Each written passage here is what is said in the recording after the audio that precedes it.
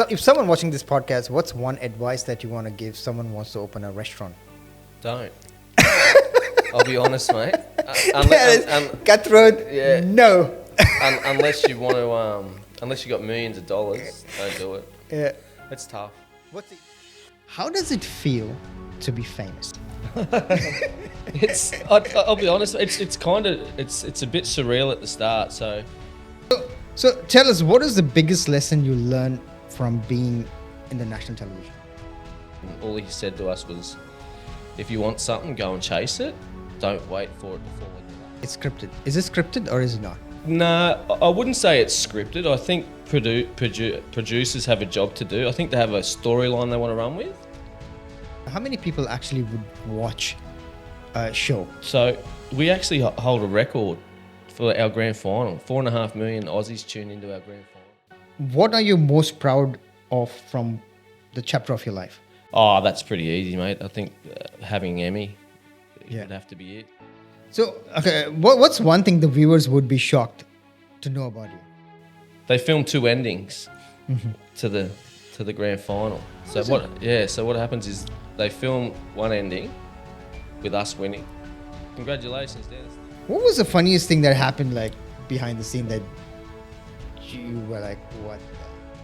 One thing is Jake is a very good dancer, so he works for P&O. Oh no, he works for Virgin Cruises or something. And he's the most amazing dancer. Like, that's what he wanted to do all his life. Yeah. He actually taught me how. So what some kind of hidden struggle restaurant owners, like any restaurant owner who's watching this podcast, that customers never see, you know? Yeah, I'd say, again, staff. Like, especially with a small business, like if someone decides not to come to work that day, it's on you. What's the easiest business to run when it comes to food business? Oh, mate, the school canteen manager. It's got to be. It's got to be, honestly. The no nights, school holidays, no weekend. What is the harshest critic that you got ever from a kid? So, the speech I did at FCAC, there's a kid in grade 12, and he's a lovely kid. And he pulled me up one day and he said to me, "Your speech is so inspiring. I loved it." He said, You are here, top of your game. You are right here. And now you just work in the canteen." I was like, thanks, dude. Do you have what it takes to be the next MKR champions and win the grand prize of $250,000?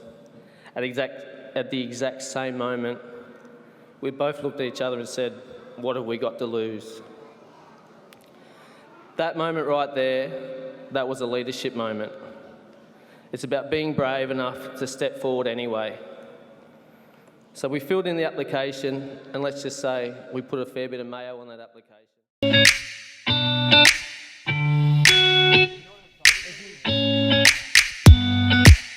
Hey guys, welcome to another episode of Studio 9 Podcast. Our guest today is Dan Milloran, who is a Harvey Bay local, who's also an entrepreneur and also a winner of 2013 My Kitchen Role alongside with his wife, Steph.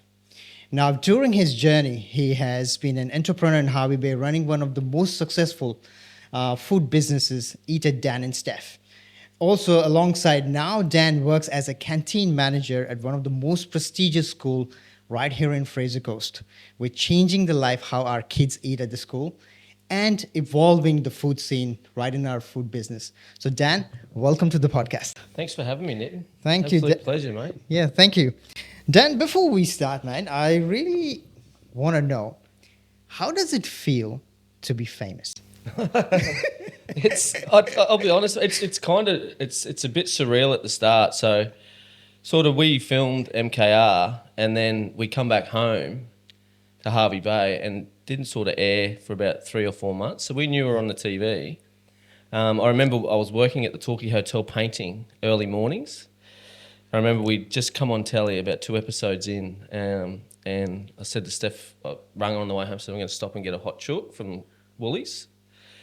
And I walked through it. It took me 4 hours to get through Woolies. I was absolute mobbed. I got home and I said to Steph, our lives might be a little different now.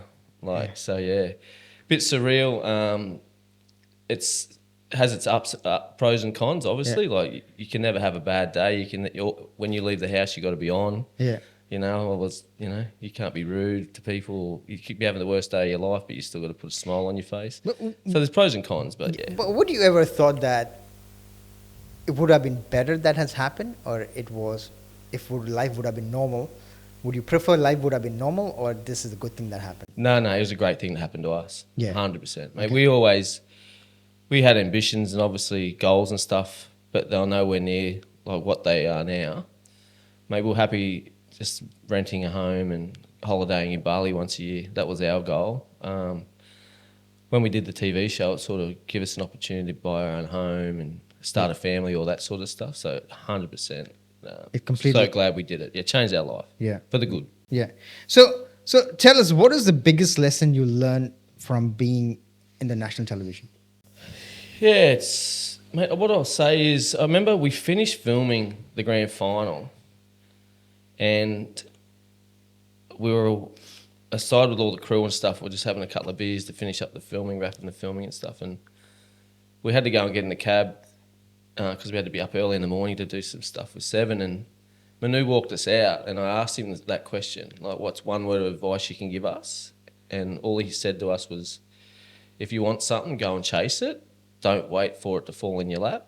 If you want something, go and chase it. So we sort of really went about our journey with that in mind. Yeah, right. So are you guys in still touch with any of the participants, Manu or like anyone, or is it? Mate, out of anyone, we still talk to Jake and El, the Yeah, team that we right. beat in the grand final in 2013, and they beat us again in 2021. So, Yeah. mate, spent a lot of time with those guys. Like over the 2 seasons that we filmed, it was 9 months of filming. So we were in each other's pocket for 9 months. So we've become really close. Yeah. And we still keep in touch with them. Yeah.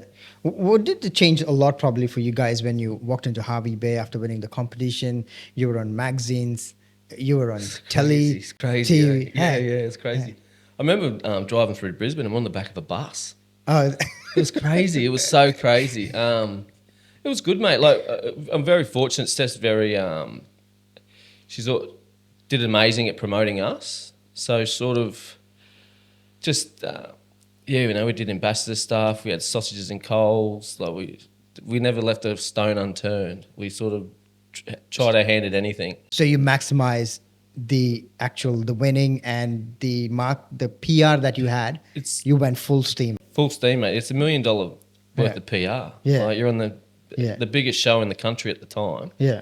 and you win it. Like it was huge. Yeah. I remember watching it, and I'm like, geez, yeah. Like, and everybody who's sitting there and watching this, yes, it's probably just a cooking show, but I think I was watching one of your speeches at FCAC, and you were saying it took like almost 6 months you were away. Was it 6 months? Yeah, Yeah. 6 months, and it's For what? huge, mate. So to put a perspective on it, they flew us to Melbourne, like 2 suitcases down to Melbourne. We'd never been to Melbourne, so that was a massive plus for All us. paid for. All paid for. Yeah. We get to Melbourne Airport. There's a guy at the bottom of the escalator with a sign that says Dan and Steph Mulherron. We get put into a chauffeur car. Yeah. We get driven to this 5-star hotel in South Yarra. Yeah. Mate, we're dead set think we're movie stars. Honestly, it was the best thing. We get to the room and Yeah. it's got a pillow menu. Oh wow. Like there's 6 different pillows to choose from. I ordered every one of them. Mate, it was just like, how good was this? And then the next day, it was about 9 o'clock in the morning, Yeah. and that was our call time. We got put in a car, all dressed up, all the makeup done, get put in a car, and we get driven to location. And because it was the first episode, they wanted everyone apart. Everyone had to stay apart because they wanted like a natural reaction at the table. So 9 o'clock, we're standing around waiting. Mate, we spend 3 hours ringing a doorbell. Like just up and back, different people ringing the doorbell, saying different stuff. Like 3 hours of just filming a doorbell scene. We got in, I think it was about 2 o'clock. We just started having a chat. I think it was about 6 o'clock. We started, Manu and Pete arrived, they have a chat. 9 o'clock, we eat our main. At midnight, I'm looking into the city and there's a clock. And at midnight, on the stroke of midnight, the light turned off, Yeah. and like we hadn't even eaten our main course yet. Oh wow. So we leave there about 4:30 in the morning. Like we've been going since 9 a.m. We leave at 4:30 a.m. We got home to the hotel, and like me and Steph are like, we got to reassess this whole. We're not movie stars. Like we're basically puppets in a show. It was more about like making sure like we weren't tired and concentrating on cooking. It become a job to us basically. All these other teams were off into the city having dinner, and this we were practicing, and like, it was so like from that first night we had to change our game plan. You're right. We're not on a holiday, you know. We're not on TV. If we want to do well at this, we've got to lock in now. Otherwise, we'll be going home very soon. So. But how much is like it's scripted? Is it scripted or is it not? No, I wouldn't say it's scripted. I think producers have a job to do. I think they have a storyline they want to run with. So the producers have a job to do to keep that storyline going naturally. Yeah. Without you thinking that something's going on. Yeah. So I wouldn't say it's scripted, but I would say there's obviously the producers have a Yeah. goal in mind. That's correct. Yeah. And also too, like people like, oh, they've never cooked this dish before. Why are they cooking something they've never cooked before? So we submit a heap of recipes, right?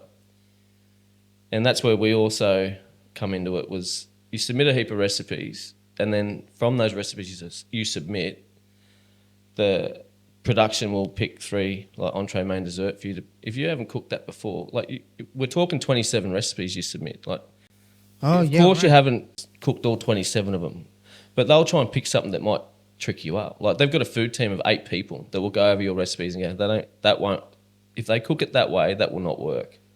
Oh really? Yeah, so that they'll give you that dish. So there's drama. So you know, Yeah, they yeah. you got the chance of stuffing something up. Yeah. Yeah, there's a lot to it, eh? There's 150 staff, 150 crew Like, it's a whole on site. It's full on production going on. mate, when you do your instant restaurant, a truck pulls in the driveway, empties your entire home except your bedroom and your kitchen, Yeah. like every room, and then all the production move in. You've got a room that's full of sound guys. You've got a room that's full of camera guys. You've got a shed that's full of catering. They just transform your whole house, and by 9 o'clock the next day, it's back to the way that they got to it. Mad. It's crazy. And then they get in that big truck and they go to the next state. Yeah. Right. Yeah. So how many people like I know they would have given you some number. How many people actually would watch a show? So we actually hold a record for our grand final. 4.5 million Aussies tune into our grand final. Watching people watching. Yeah. So 4.5 million people tuned in Channel 7 to watch us win. I think we've been knocked off by the State of Origin, like has knocked us off. But for a couple of years there, we held a record. Yeah, it's pretty crazy. So looking back today, what are you most proud of from the chapter of your life? Oh, that's pretty easy, mate. I think having Emmy Yeah. would have to be it. Like our whole journey was, we went on the show because we wanted to do IVF. So we basically had the story. This is like no word of a lie. We saved up some money to do an IVF cycle back when it was like really old school IVF and it's quite expensive. And 2 weeks later, we got a phone call saying that the test was negative and we weren't going to have a baby. So basically that night we sat in front of the telly and thought, what are we going to do? And this ad come on television. It said, you got what it takes to be the next MKR superstar and win $250,000. We basically looked at each other at the same time and just went, let's have a go. Let's have a crack. Like, what have we got to lose, honestly? Yeah. What have we got to lose? Our jobs were easy enough to sort of like quit. And then we started from that point on. We filled out the application, and that was a bit of a process. And went from there. Started phone call after phone call, and then late in the piece, towards the end of it, they narrowed down to 2 couples in Hervey Bay, and we found out there was another couple in Hervey Bay, and then we just wanted it more. Like once we found out we're in the race with another couple, we just sort of put everything into it. And Yeah. Wow. Yeah. But sometimes, some things are meant to happen. Yeah. You making that decision, filling up the application form right and then and there, Yep. and getting the phone call. Yep. It was all meant to happen. We submitted the application that night. We got a phone call the next morning by a lady at Channel 7 asking if we'll carry on with our application. Yeah, fantastic. Yeah, it's crazy. Did ever during all this stuff, even with the MKR winning and everything, did the fame like bring any unexpected like turn? You know, some people just go crazy once they become brave. Was there any moment where you thought, geez, we wished it didn't happen? No, not really. No, we You were pretty grounded. pretty grounded, I think, and we had a really good close knit circle around us of friends, like sort of that were supportive, which helped. Like you see some people, they become famous and all their closest friends, you know, fall out with them, all that sort of stuff. We were pretty lucky. We had a good close knit group, and no, it was pretty good, eh? Like our house become like a part of like a scavenge hunt. Yeah. Like we used to, like every now and then, all day, you'd have these people turn up in cars and be banging on pots and pans, standing on a letterbox and all that sort of stuff. But no, apart from that, mate, it was sort of just went about our thing. So who has been your biggest support throughout the journey? Another easy question, another easy answer, mate, for that one. That's definitely Stephanie, and vice versa. Like I'm her biggest fan, she's my biggest fan. So, and it's we couldn't do it without each other. Yeah. What I'm terrible at, Yeah. she's unreal at, and vice versa. Yeah. We're just a good team. Yeah. You're a power couple, mate. I can say that. Yeah, it's just we've just sort of always got each other's back, and you know, yeah. So, okay, what's one thing the viewers would be shocked to know about you? Great question. So they filmed two endings to the grand final. So what happens is they film one ending with us winning. Congratulations, Dan and Steph, you're the winners of My Kitchen Rules. Confetti guns, champagne, tears, all this, and then the exec producer, the big boss man, gets on the PA, says, "Okay, everyone, just letting you know that we're going to run another ending where now Jake and Elle will get the same scores as Dan and Steph, and then we'll air the real ending the night that it goes to air, so no one knows who's won." Oh, really? So we didn't know we won until everyone else watched it. Yeah, so they literally clean up the studio in like 15 minutes flat, and then we record Jake and Elle getting the same score as us. Wow. Jake and Elle, you're the winners of MKR, and then on the night, so over the months it's on air. Yeah, they eventually. So only you knew that you were the winner. No, I didn't. We didn't know until everyone else knew. So and what happened was the day of the grand final, on telly, Channel 7 got us down to Brisbane. Yeah. Jake and Elle had a grand final party, and we had a grand final party at a rooftop bar thing. And we're all up there with family, friends, and all that sort of stuff. And I just remember the first score. So the score that won were all nines.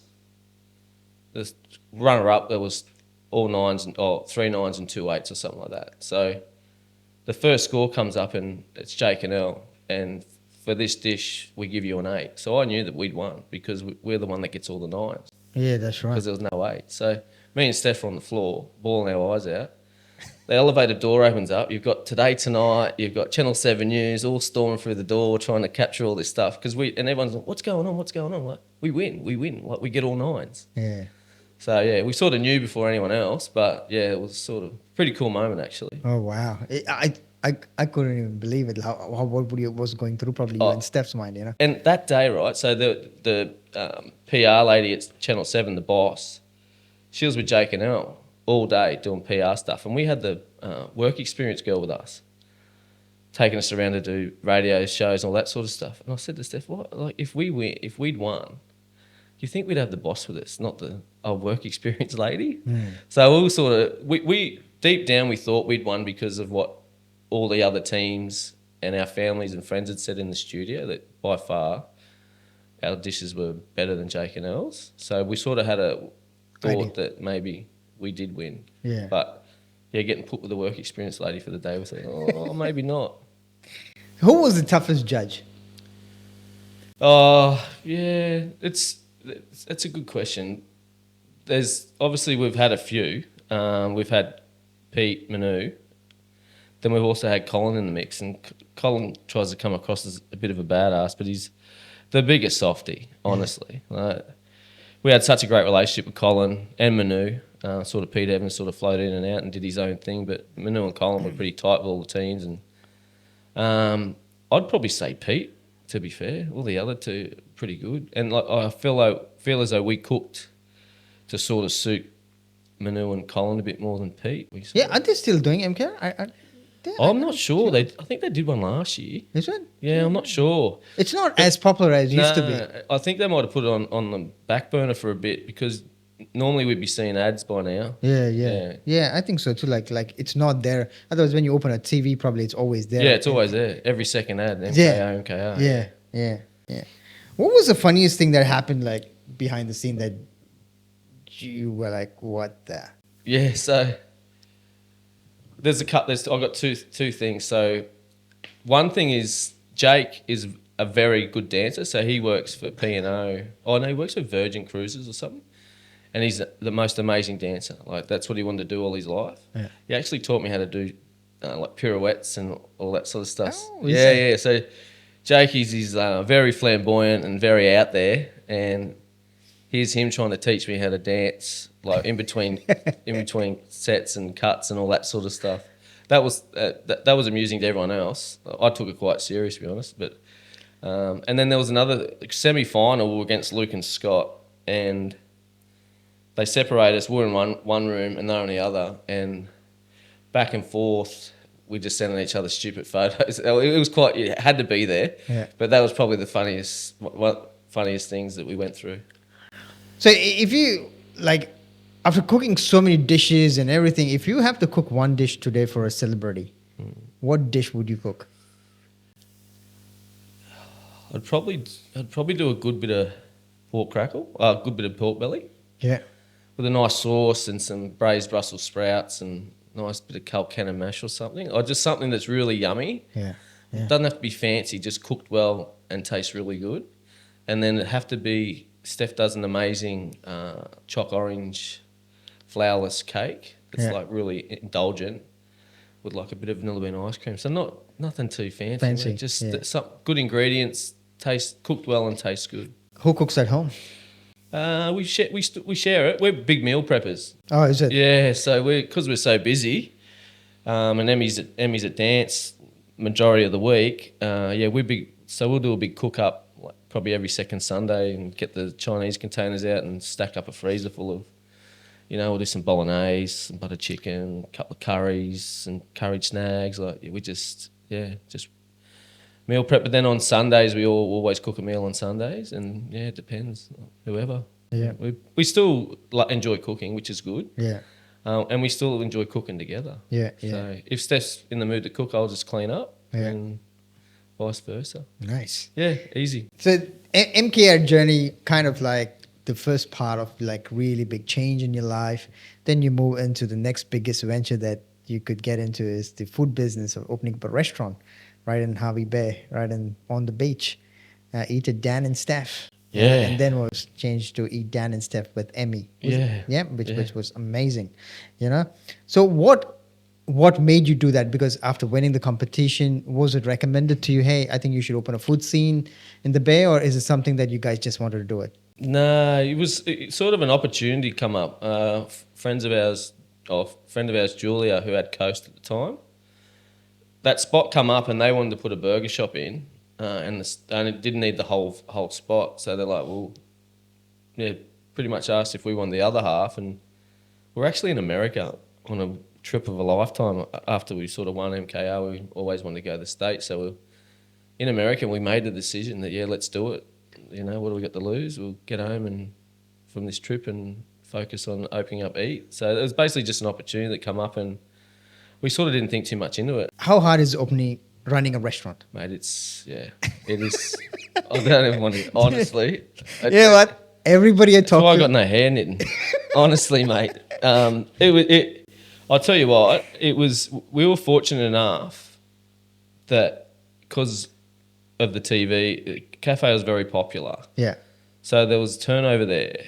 We were allowed, we could make a couple of mistakes. We'd never run a business. Yeah. Like we didn't know the back of house stuff or the front of house stuff. Yeah. I wasn't a chef. Yeah. Like there was so much to learn. So the fact that we were very busy give us some breathing space to make a few errors.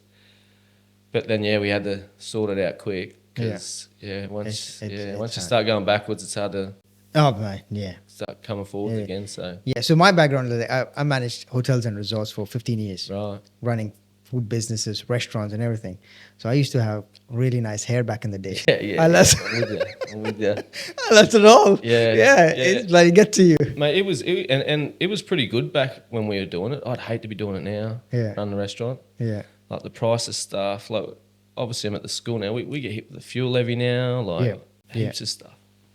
So what was the kind of biggest challenge that you faced running a business? Staff. Staff. I think that's everywhere. Pretty much. Yeah, just the lack of quality. Yeah.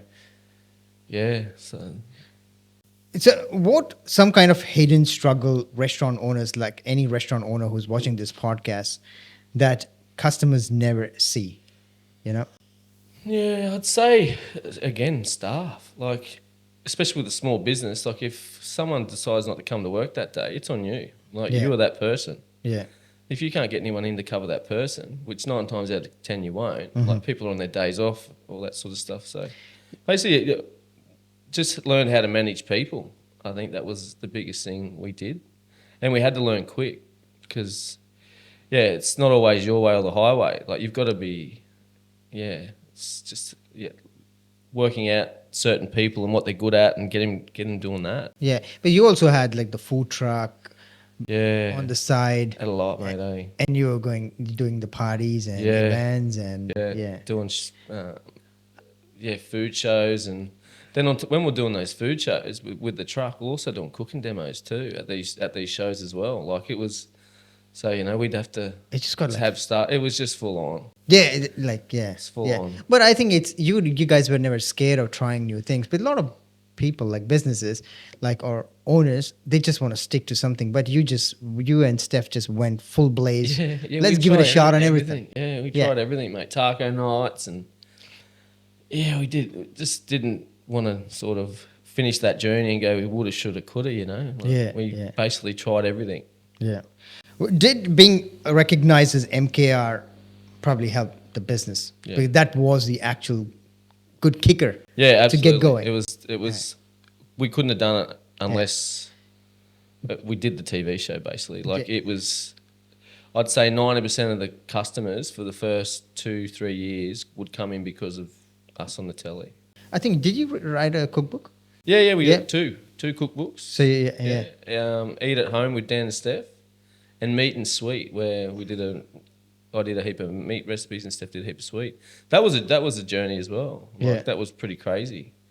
So you went to restaurant business, sausages in supermarkets. That's your own brand. The sausages in the supermarket was the biggest thing we did. Yeah. That was the sausages in supermarkets. So with that deal, we got a one-off offer payment or a percentage each month.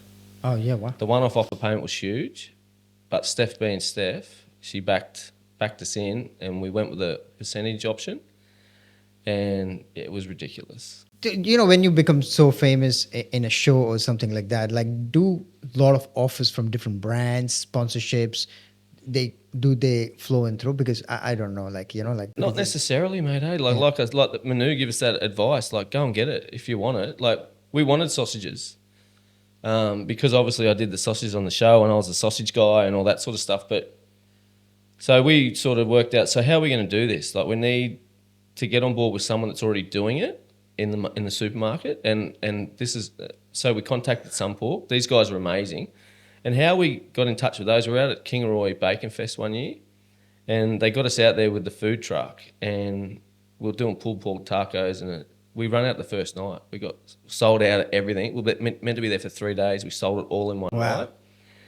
They didn't want us to leave. They sort of put us out there as a bit of a come and see Dan and Steph and the taco truck or whatever they were doing. So Sunpork basically come and delivered us about 80 kilos of pulled pork.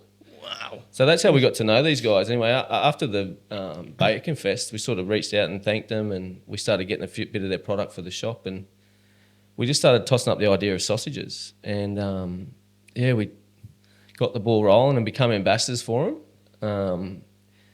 And then they just sort of evolved, and over we sort of, it was only meant to be like a 3 month thing. We ended up doing it for about 2.5 years. Yeah, right. Because they're selling well, and they just sort of evolved. And at the start, we're trying to do all these fancy different flavors, but it wasn't what everyone was going for. So we just went plain, simple, good sausage. And they're flying out there. I think it was like 40 ton a month into 800 stores. Wow. Yeah. Across Australia. Across Australia, 800 stores across Australia. Amazing. Yeah, it's insane. Yeah, crazy. So okay, so like when people being people, sometimes when they go to a celebrity chef restaurant, were there like expectations saying that I'm gonna try like, MKR menu or a food, and they get overwhelmed and like you probably would have had that experience. Yeah, absolutely. Yeah, like I do it too. When you go to someone's restaurant and Yeah. you expect top notch, and we had it like, and we had a lot of people out there that didn't like what we did, didn't like our food, and that's all good. It's up to them. It's part of can't please everyone, unfortunately, but we sort of believed in what we did, and like I said, if I go to a restaurant and celebrity restaurant or a well-known established restaurant, I sort of want the best too, I guess. So what if someone watching this podcast, what's one advice that you want to give someone who wants to open a restaurant? Don't. I'll be honest, mate. Cutthroat. Yeah. No. Unless you want to, unless you got millions of dollars, don't do it. Yeah. It's tough. What's the easiest business to run when it comes to food business? Oh, mate, the school canteen manager. It's got to be. It's got to be. Honestly, the no nights, school holidays, no weekends. Like it's and I'll tell you what. In the years to come, you'll see a lot more chefs going for these canteen manager jobs, and you will see a big change in school food. Yeah. No more tuck shop lady stuff. It'll be professional chefs. Yeah. Yeah. So 10 years running a successful business, changing over, you decided to move and venture out completely into a different scene, from painter, MKR winner, to a restaurant entrepreneur, and moving into a canteen. Was that a decision? A one-day decision that happened, or is it something that you were thinking, saying, I think it's time to move on? No. So basically, just the opportunity come up. I got a phone call from Nikki Robertson, who's the business manager at FCAC, and she sort of knew I sort of was in limbo between the restaurants, and I was doing a bit of work at the RSL as a prep chef and all that sort of stuff, and she just asked me, would I be interested in the manager's position in the canteen? And I sort of thought about it, and at the start I was like, I don't want to be like canteen. Come on, like, Dan's in the canteen. Like I thought I was a little bit too good for that, like in a sense. And I got home and I spoke to Steph and weighed up the pros and the cons, and there was no cons. It was all pros. Like great school, like the best school in the Bay, hands down. I've got no weekends, no nights.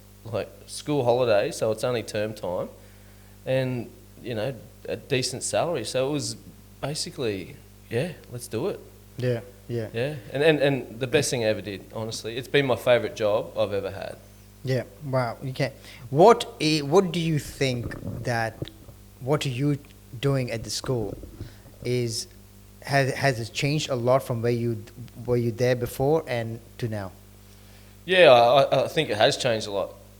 Like definitely, like the school's grown a lot as well since I've started, and I think we've taken on maybe 150 more kids since I've been there. So we've had to change stuff in the canteen too to be suitable to be able to service that many students. But mate, just basically trying to get some healthy, nutritious, fresh food.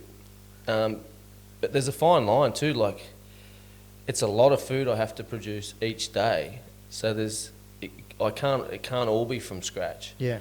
And these kids, mate, like, they still love their meat pies, their sausage rolls, their chicken crackles, all that sort of stuff. So I've basically just got to cater to the kids. Like what the kids are eating, I've got to serve. So how many kids are we talking that let's say, I know that you run a business and everything, but this is a completely different ball game, and they probably will be one of the harshest critics too.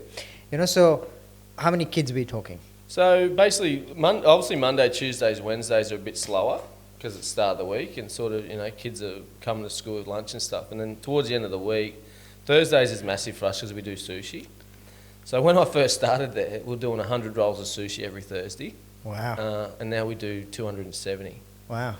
So it's just, that's all takes time. And we've got deadlines, First break's at 10:35. That food has to be ready. It's not, oh, you got to wait 15 minutes like at a restaurant. It has to be 10:35. You know what I mean? So Thursdays are manic. It's crazy. And then so basically what we Monday, Tuesday, Wednesday we prep just for Thursday and Friday, and just sort of get our orders and stuff done Monday, Tuesday, Wednesday, and then Thursdays and Fridays are a big day. Fridays are out of control. We'll do anywhere between 160 to 180 online junior school orders, and The parents booking online for the kids. for 6 to preppies, and then we fill the warmers up twice for the senior kids. Oh. Yeah, and it's a lot of food, mate. Like I fill and empty and fill freezers every day. So when you change menu and everything, do you have to take permission from the school or I work for really great people, Linda and Nikki. They put a lot of trust in me, which I appreciate, but I always run stuff by them. If I make any changes, I'll always run it by them, even though I think it's just a courtesy, respect thing. So how do you make healthy food tasty for kids?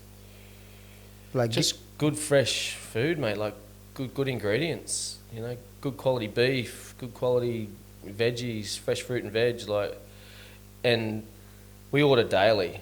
I don't order fresh stuff in and it sits there for a week. Like I order daily, so just making sure it's fresh. And so it's like any restaurant. And there's so many lessons I take from running a restaurant into the canteen. Is if something's not good, send it back. Yeah. And then there's expectations on me, so therefore there's expectations on my suppliers as well. Like if my people at school want the best food, then I need the best produce. Do you find more and more kids are allergic to a lot of things nowadays, or is it? And what is it? Why? Yeah, there is a lot more now. Obviously, when I was growing up, but I guess because when I was growing up, I don't think it was detected. I think now these kids, celiacs and gluten-free, dairy-free. We're a nut-free school, so there's allergies to nuts and all that sort of stuff, and there's a fair bit of it. So we've obviously got a list of kids with all the allergies and stuff, and when they do it in order, they can put in a little on that kid's name. It'll have their dietaries on there. Yeah. What is the harshest critic that you got ever from a kid? So, the speech I did at FCAC. There's a kid in grade 12, and he's a lovely kid. And he pulled me up one day, and he said to me, "Your speech is so inspiring. I loved it."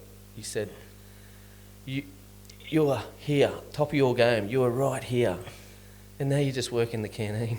I was like, "Thanks, dude."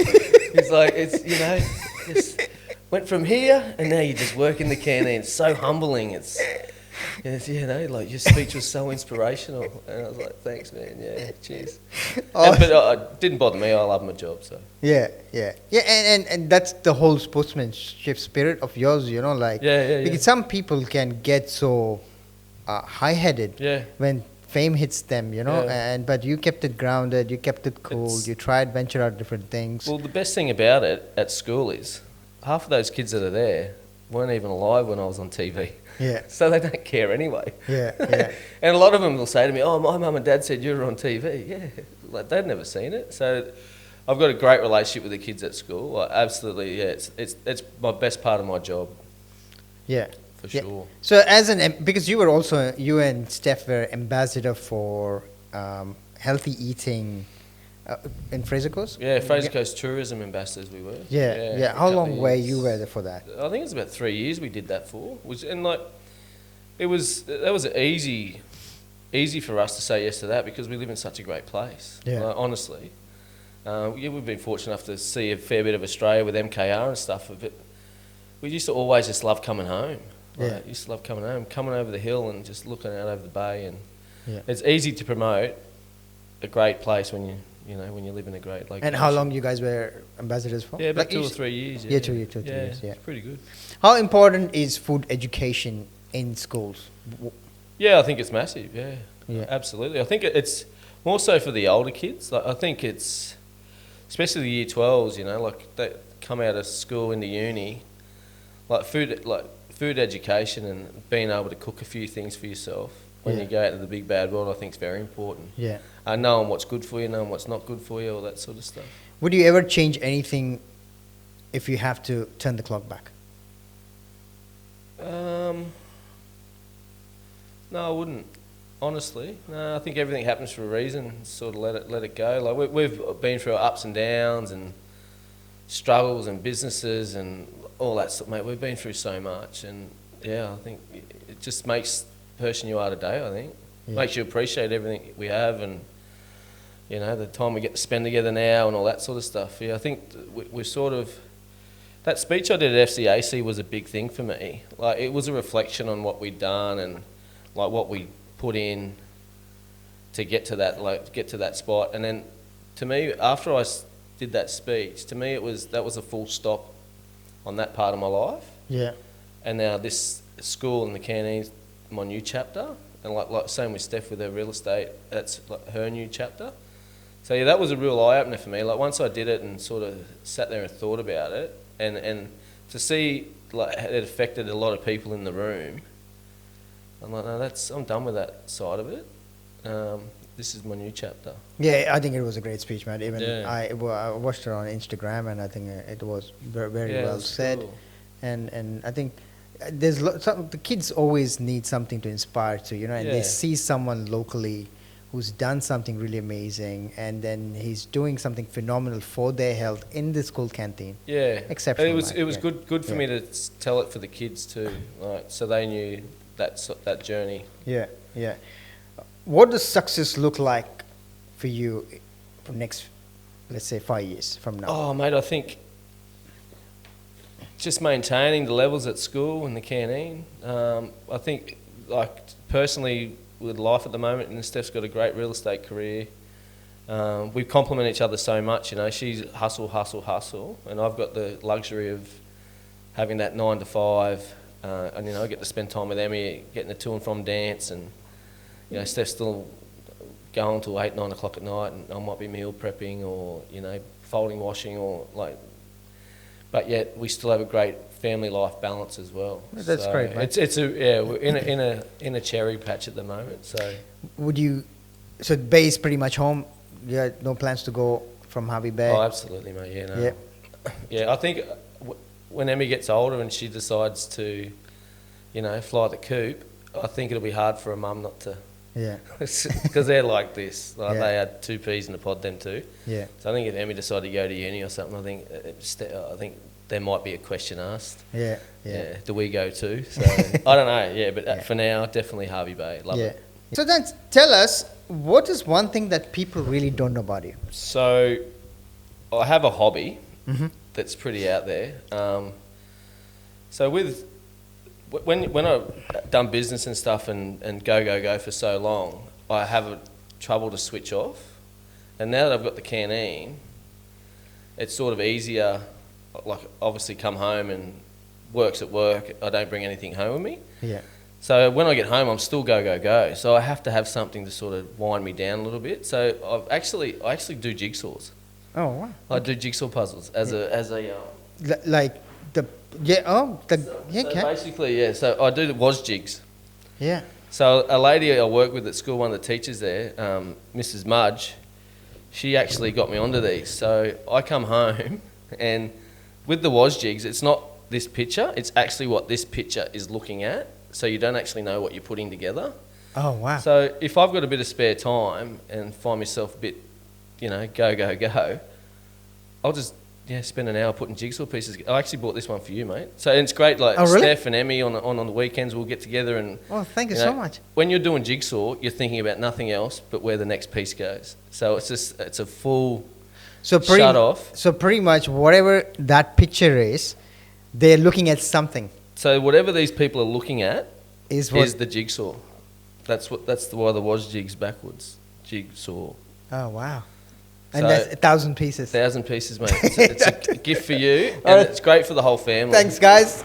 That's a jigsaw puzzle that we got from Dan. Thank you so much. Once this is done, I'm probably going to post it that up, in. yeah. Yes. And then pass it on to someone else. Yeah, They're great, honestly. Absolutely. Yeah. Right. I think it's. I think we are really at the end of our podcast. We can sit here and talk on a probably glass of wine and the entire story of Oh, the yeah, it's MKR huge, and massive, everything. yeah. You know. So, but we go on a fast five. So I'm Yep. gonna. It's a one-liner. Favorite comfort food. Steak, cheese, and bacon pie. Favorite dish to cook. Curried sausages. One ingredient that you can't live without. Eggs. Best advice that you ever received. If you want something, go and chase it. Don't wait for it. If you weren't in food, what would you be doing? Painting houses. Yeah.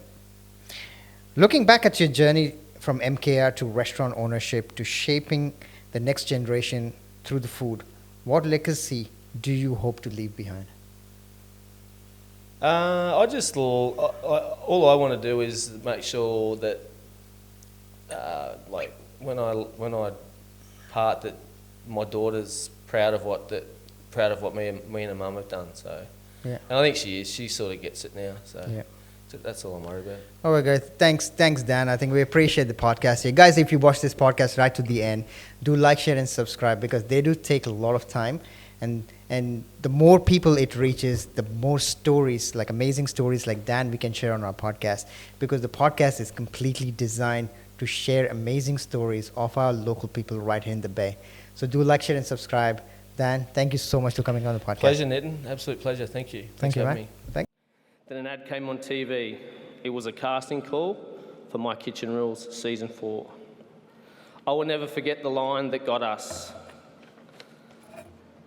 Do you have what it takes to be the next MKR champions and win the grand prize of $250,000? At the exact same moment, we both looked at each other and said, what have we got to lose? That moment right there, that was a leadership moment. It's about being brave enough to step forward anyway. So we filled in the application, and let's just say we put a fair bit of mayo on that application.